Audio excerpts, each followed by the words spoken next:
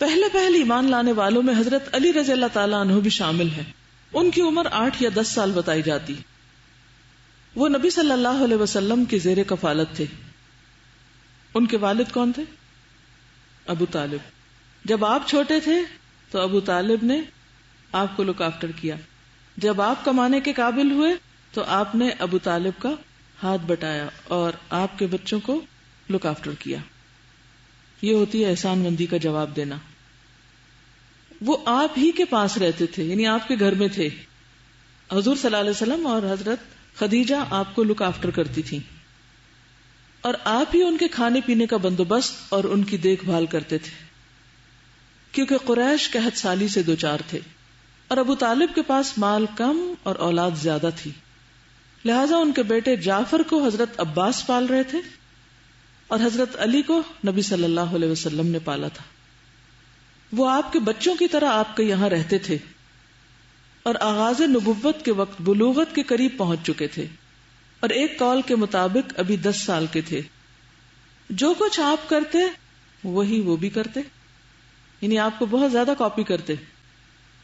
لہذا جب آپ نے ان کو اسلام کی دعوت دی تو وہ مسلمان ہو گئے اور وہ بچوں میں سب سے پہلے مومن تھے.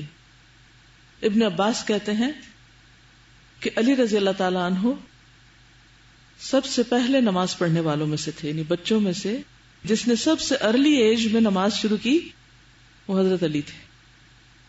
پھر بعد میں آپ نے حضرت فاطمہ کی شادی حضرت علی سے کر دی تھی. حضرت فاطمہ جو آپ کے جگر کا ٹکڑا تھیں، ان سے بھی آپ بہت زیادہ پیار کرتے تھے.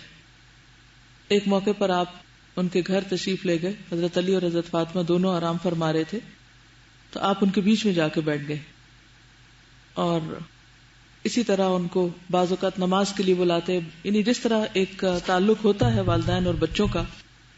لیکن اتنی محبت کے باوجود آپ نے ان کو اسپائل نہیں کیا.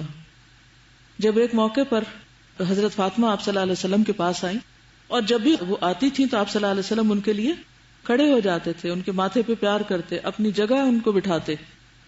لیکن جب انہوں نے کہا کہ کام کر کر کے میرے ہاتھ کھردرے ہو گئے ہیں، میرے کپڑے میلے ہو گئے ہیں اور میں تھک کر چور ہو جاتی ہوں اور آپ کے پاس میں نے سنا ہے کہ کچھ غلام آئے ہیں، تو آپ نے ان کو غلام دینے کی بجائے کیا دیا؟ تسبیحات، کہ جب تم تھک جاؤ اور بستر کی طرف آؤ تو یہ تسبیحات پڑھو. ہم محبت کا معنی کیا سمجھتے ہیں؟ ہم کس چیز کو محبت کہتے ہیں؟ ہم بچوں کی محبت میں بعض اوقات ان کو صرف بگاڑ رہے ہوتے ہیں، زیادہ کھلا پلا کے، زیادہ ان کی باتیں مان کر، ان کی ہر خواہش پر لبیک کہہ کے. یہ محبت نہیں ہوتی. اور کیا حضرت فاطمہ نے گلہ شکوہ کیا کہ یہ آپ نے کیسی محبت کی مجھ سے؟ نہیں. آپ نے ان کو بھی جنت کی بشارت دی تھی. صرف جنت کی بشارت نہیں دی بلکہ کیا فرمایا کہ جنت کی عورتوں کی سردار ہوں گی. حضرت عائشہ کا بھی مقام بہت بلند ہے، لیکن حضرت خدیجہ اور حضرت فاطمہ کا اس سے بھی بلند. لیکن حضرت فاطمہ کا رول آپ دیکھیے کہ انہوں نے زندگی میں کس طرح تکلیفیں اٹھائیں. مکی دور میں جب قریش آپ کے اوپر آ کر اوجھڑیاں پھینک جاتے اور آپ کے اوپر مٹی پھینکتے تو وہ بھاگ بھاگ کر آپ کی مدد کرتی، یعنی مشن میں آپ کے ساتھ تھیں، آپ کا ساتھ دیتی. ایک موقع پر روتی جاتی تھیں اور آپ کا سر دھو رہی تھی اور وفات سے کچھ عرصہ پہلے آپ نے ان کو کان میں بتایا تھا کہ تم سب سے پہلے مجھ سے آ کر ملو گی، اور آپ کی وفات کے 6 ماہ بعد وہ بھی وفات پا گئی. انتہائی صابر اور گھر کے کام کرنے والی. کیونکہ آپ دیکھیے کہ حضرت فاطمہ کی شادی دیر سے ہوئی اور آپ کو معلوم ہے کہ حضرت خدیجہ فوت ہو گئی تھی اور ابھی حضرت فاطمہ کی شادی نہیں ہوئی تھی. پھر حضرت فاطمہ کی شادی بھی ہوئی، تاخیر سے ہوئی، بچے بھی چھوٹے تھے. حضرت حسن حسین ابھی چھوٹے تھے جب آپ خود بھی فوت ہو گئی. تو آپ کا زیادہ وقت ان کو پالنے اور ان کو لک آفٹر کرنے میں گزرا ہے اور باقی اپنی عبادات میں اور نبی صلی اللہ علیہ وسلم کا مختلف طریقے سے ساتھ دینے میں.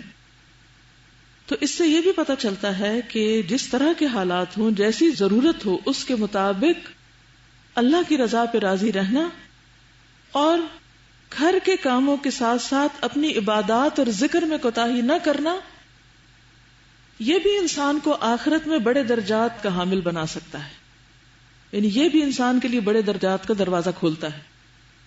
کبھی بھی کوئی خاتون گھر کے کسی کام کو عیب نہ سمجھے. اور پھر آپ صلی اللہ علیہ وسلم نے حضرت فاطمہ سے ان کی شادی بھی کر دی، ان کے گھر میں ہی رہتے تھے. یہ نہیں کہا کہ نہیں چونکہ تم گھر میں رہتے تھے تو تم بہن بھائی تھے تو اب نکاح نہیں ہو سکتا.